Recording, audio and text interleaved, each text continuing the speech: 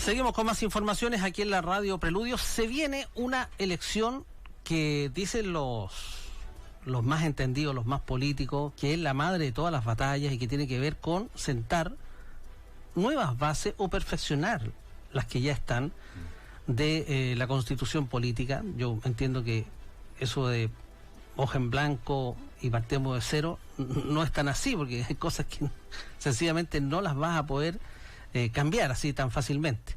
Bueno, sobre eso vamos a conversar con el abogado Ruggero Cosi. Él tiene 34 años, es de la Universidad Católica, magíster de la Universidad de Turín en Italia, fue dirigente estudiantil, presidente del Centro de Alumnos de Derecho de la Universidad Católica, fundador del movimiento Solidaridad UC.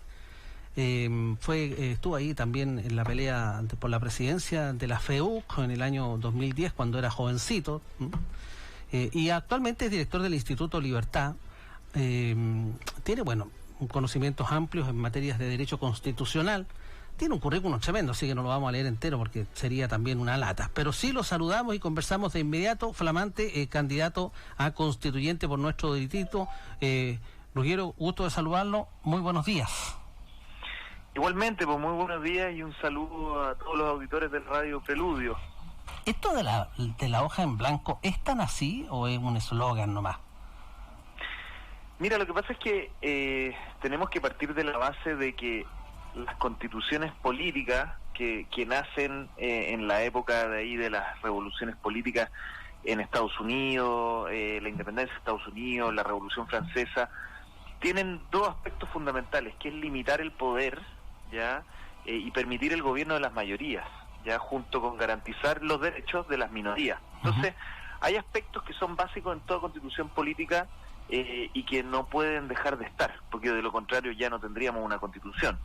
Por ejemplo, en Chile se va a mantener la existencia de tres poderes del Estado: un presidente de la República, poder ejecutivo, jueces como poder judicial, y un poder legislativo que está radicado en el Congreso Nacional. ¿Ya? Y en ese contexto, por ejemplo, ¿tú eres partidario de mantener el nivel presidencialismo tal cual como lo vemos hoy día, como lo tenemos hoy día, o generar una apertura a un Congreso que sea más participativo, a lo mejor con una sola Cámara? ¿Cómo lo ves en la modificación y la frescura de aquello?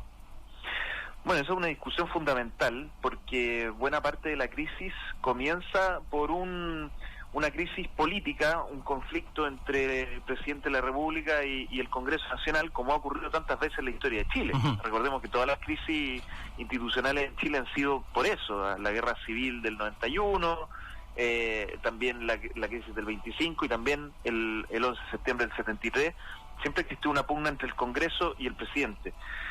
Yo creo que en Chile vamos a mantener un régimen presidencial, porque tenemos una tradición ya centenaria, que viene desde los tiempos de la colonia, en donde la gente de algún modo prefiere radicar la conducción del país en la persona del presidente de la República. ¿Y cómo se conjuga eso con darle mayor poder a las regiones?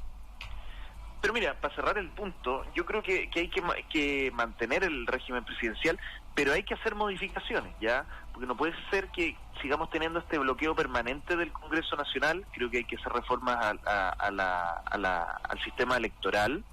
La gente se aburrió de los representantes del 1%, y no veo viabilidad en transitar hacia un régimen parlamentario donde gobierne el presidente del partido político con más votación. Creo que la gente no lo va a entender, no le va a gustar, considerando que los partidos políticos tienen peor evaluación en las encuestas incluso que el presidente de la República. ¿Y el tema de la regionalización, insisto? Sí, ese tema es fundamental, porque tenemos que avanzar hacia mayor descentralización, ¿ya? Y eso significa darle mayores atribuciones, competencias y presupuesto también a los municipios, a los gobiernos regionales, pero también con mayor responsabilidad, porque siendo justos, hay municipios que hacen una muy buena tarea en términos de gestión de la ciudad, pero hay otros municipios en donde la plata se termina gastando en operadores políticos, en los pitutos. Donde hay más corrupción, claramente es en los municipios, en todo el país, ¿eh? Exactamente, las corporaciones municipales, es sabido que son un foco de corrupción y donde los concejales más encima no tienen atribuciones para fiscalizar qué es lo que sucede dentro de las corporaciones y cómo se gasta la plata. Entonces, si vamos a avanzar en descentralización, tenemos que también exigirle mucho más, ¿ya? Pero ¿tú no crees que esto ha sido exprofeso? Tengo la impresión que se ha dejado estar, porque finalmente es la fuente de pega de todos los que pierden las elecciones y se van a donde está el alcalde de mi partido, que me da pega de asesor de no sé qué, para abrir la puerta, cualquier cosa. Entonces dejémoslo así nomás porque nos conviene esto. Bueno, yo creo que hay mucho de eso, efectivamente, y si queremos de verdad avanzar en descentralización, y si queremos modernizar el Estado, ese tipo de prácticas vamos a tener que dejarlas en el pasado, porque de verdad que tanto las municipalidades como el gobierno central tienen que mejorar su gestión, sus niveles de desempeño, y para eso se requiere una planta profesional seleccionada por mérito, por concursos públicos, y con evaluación constante, donde los buenos funcionarios sean premiados y los malos funcionarios sean ya sea removidos o no bien evaluados. Fíjate que hoy en día los incentivos económicos a la planta de funcionarios públicos se lo llevan todos. No hay ningún funcionario público que no se lleve el bono de buen desempeño, y eso es absurdo, porque deja de ser un incentivo y obviamente que no mejora la calidad de los servicios. Ahora, ¿eres partidario de generar esta nueva constitución un rol de que los municipios sean gobiernos en el fondo, gobiernos municipales, cambiarle la figura, darle mayor protagonismo a esto? A mí me gusta mucho, pero como te digo, tenemos que separar lo que es el gobierno, que para esto nosotros elegimos alcaldes, elegimos gobernadores, y de lo que es la administración. Entonces, cuando hablamos de gobierno, tenemos que entender que se trata de la persona que democráticamente electa va a tener a su cargo una estrategia, monitorear, comunicarle a la población los resultados, rendir cuentas fijas, que son tareas, como te digo, más políticas, claro, versus una administración más eficiente, donde haya buen uso de los recursos, donde haya una planta seleccionada por mérito y con buenos estándares de desempeño, y que también la ciudadanía constantemente pueda estarla evaluando, ¿ya? Así como en tú vas a cualquier empresa, haces una compra y te preguntan ¿cómo encontró usted que lo atendieron? Claro. En la administración pública debiera existir lo mismo. Roquero Cosi está conversando con nosotros, candidato constituyente. Te saco de ese tema para ir a un tema un poco más nacional y que tiene que ver cómo tú ves en esta nueva constitución el rol de Carabineros tan cuestionado en el último tiempo. Ayer escuchábamos audios de niveles de corrupción tremendos en un cuerpo de Carabineros que otrora fue una de las instituciones más queridas, más respetadas. Hay algunos que plantean que hay que refundar por una policía mucho más profesional. Hay otros que dicen que no, que hay que perfeccionarla. ¿Por dónde vas tú? Mira, este es un tema fundamental, porque en todo Estado de Derecho alguien tiene que tener el monopolio del uso de la fuerza, ¿ya? En el fondo, ¿cómo hacemos cumplir las leyes? Llega un punto de quien no quiere cumplir las leyes, de algún modo tenemos que recurrir a medidas positivas para que las cumplan. Entonces, la institución de Carabineros y todo el sistema de seguridad ciudadana es fundamental en esta discusión constitucional. Yo soy partidario de que empecemos a hablar de la seguridad ciudadana como un derecho, el derecho a vivir sin miedo, y en ese marco Carabineros es importantísimo. Yo participé con posterioridad al 18 de octubre, se armó una comisión en el Senado para evaluar reformas a la institucionalidad de Carabineros. Era una mesa amplia, transversal, con académicos, técnicos y distintos representantes de colores políticos, y llegamos a consensos importantes.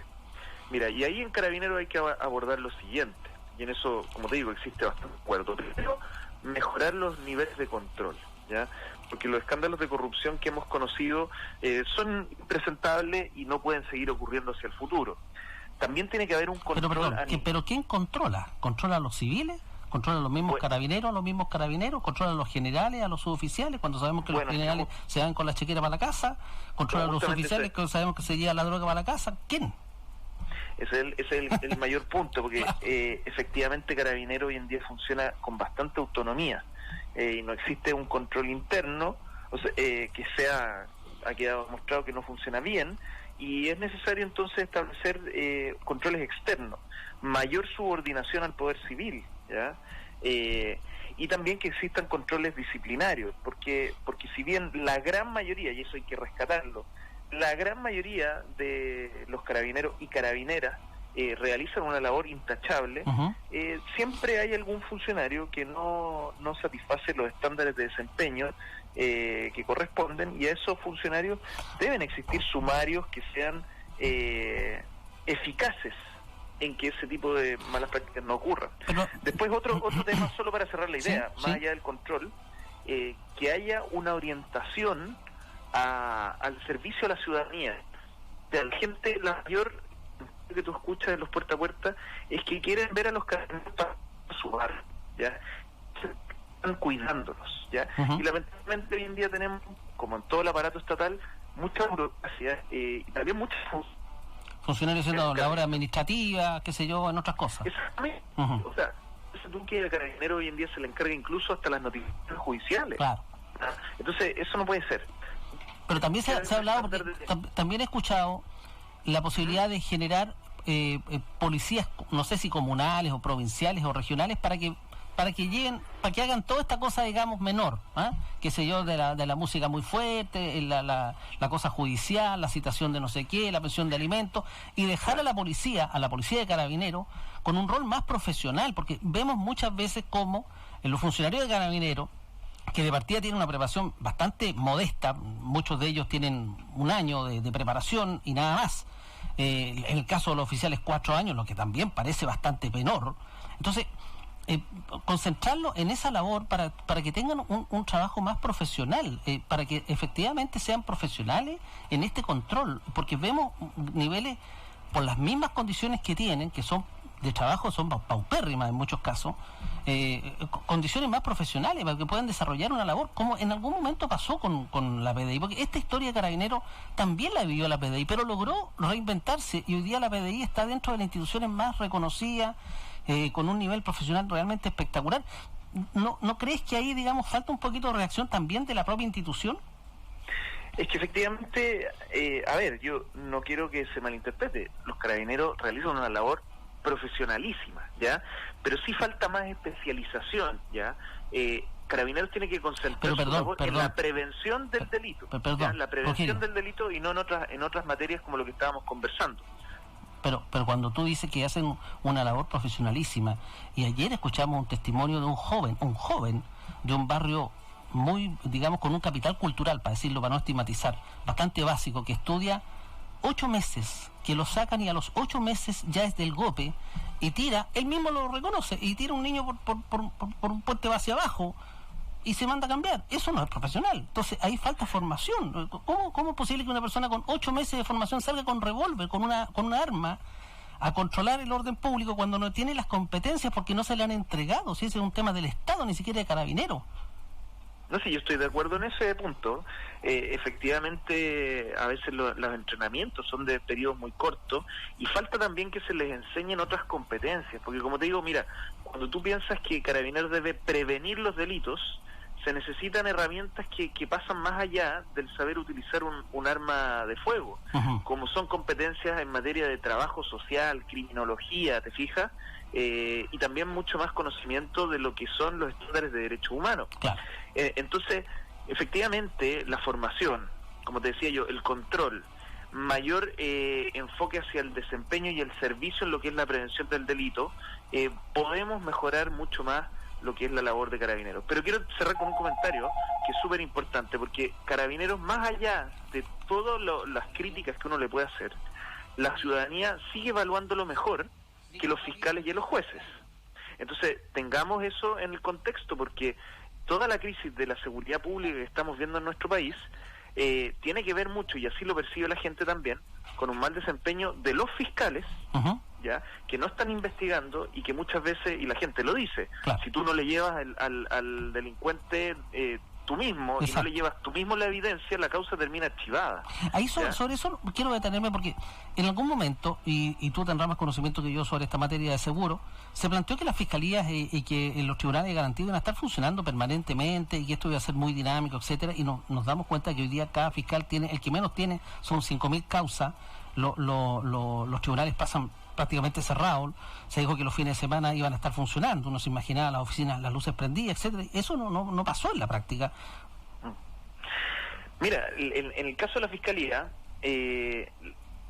recordemos que el Ministerio Público es un organismo autónomo, ¿ya? Entonces, cualquier y la planta, el presupuesto que recibe el Ministerio Público es bastante alto, ya eso hay que tenerlo en consideración, porque las remuneraciones también de los abogados son bastante altas si uno las compara con el resto de la administración del Estado. En general, está el Poder Judicial, entonces, y entonces lo que hay dentro del Ministerio Público es un problema de gestión interna, porque si tú me dices que tienen muchas causas, sí, eso es efectivo, ya puede que haya un déficit de abogados, pero yo creo que es marginal si consideramos que los recursos que tienen disponibles los podrían utilizar para modernizar la gestión de las causas, podrían tener más asistencia técnico.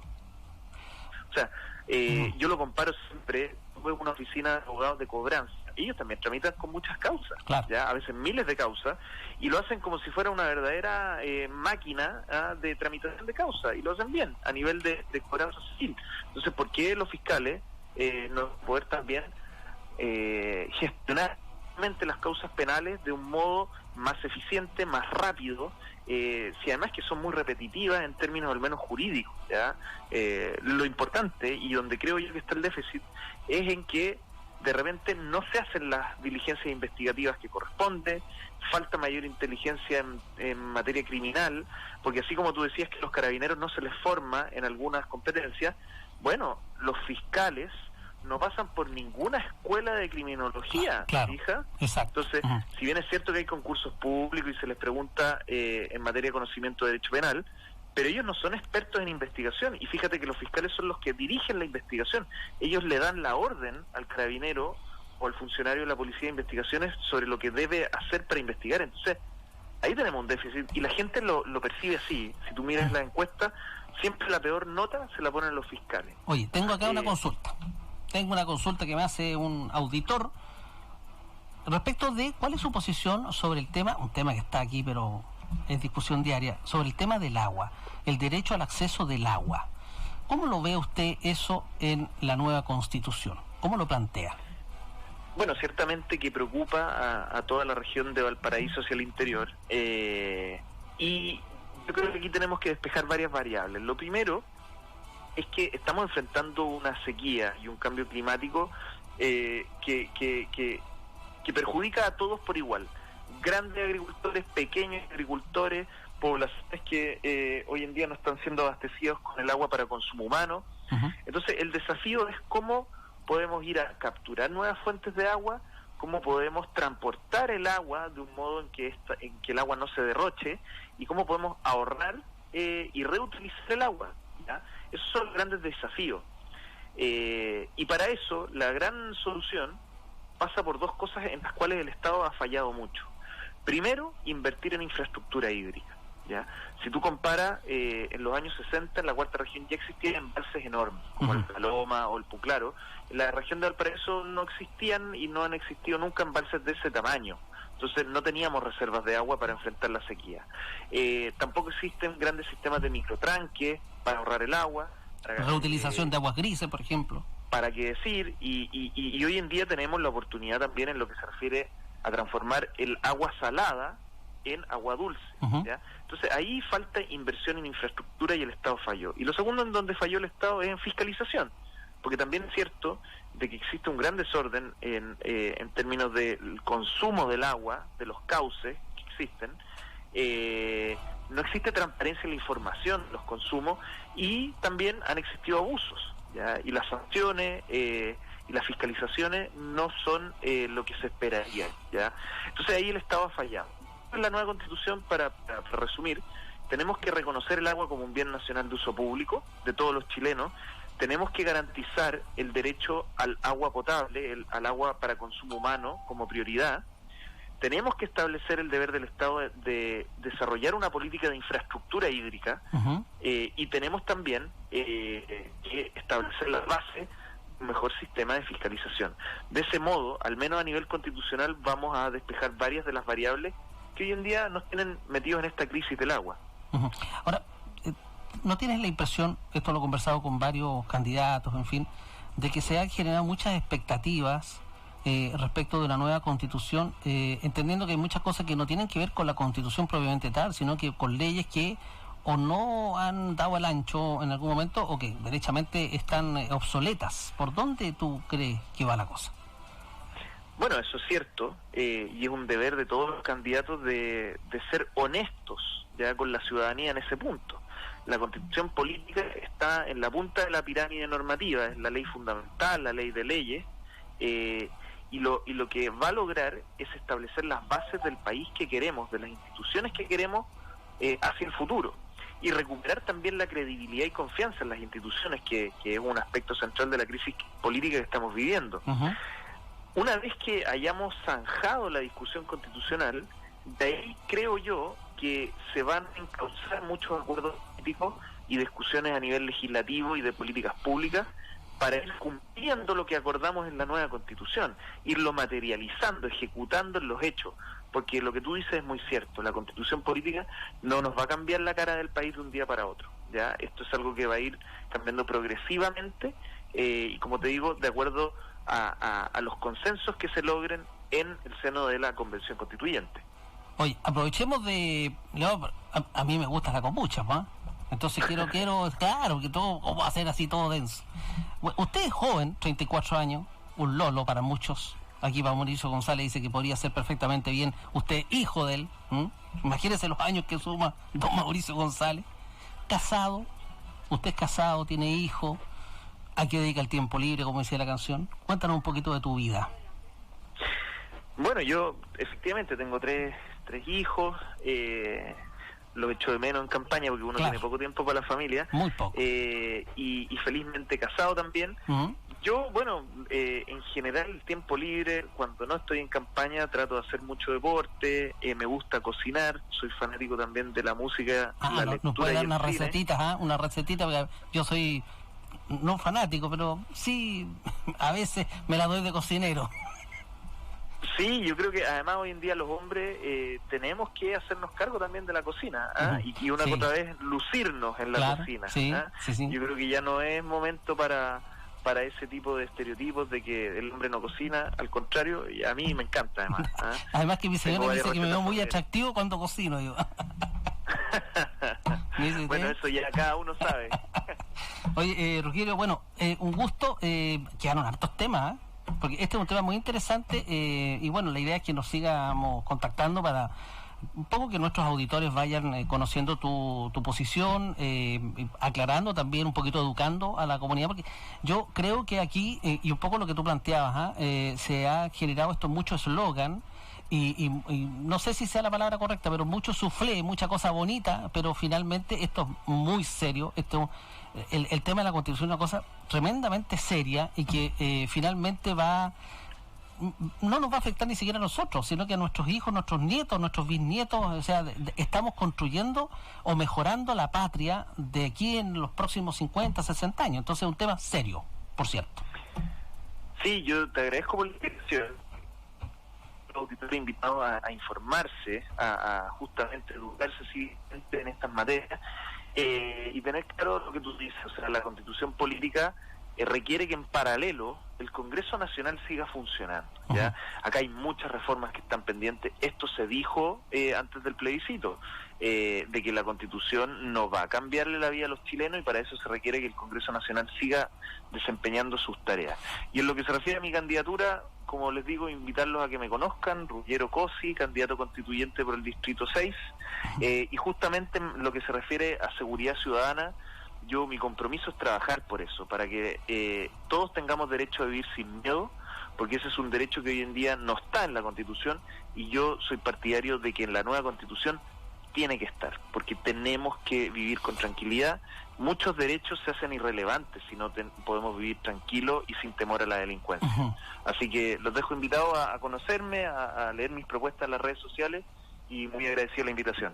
Muchas gracias, y entendiendo también que la Constitución tiene que ser un pacto donde todos participen, todos los sectores, mientras más puedan participar, va a ser mucho mejor y va a tener bases más sólidas, a mi entender.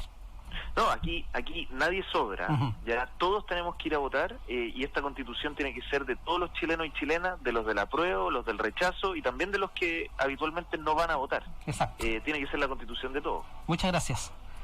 Chao, que esté muy bien. Chao, chao. Rogelio Corsi conversando con nosotros en Preludio Radio.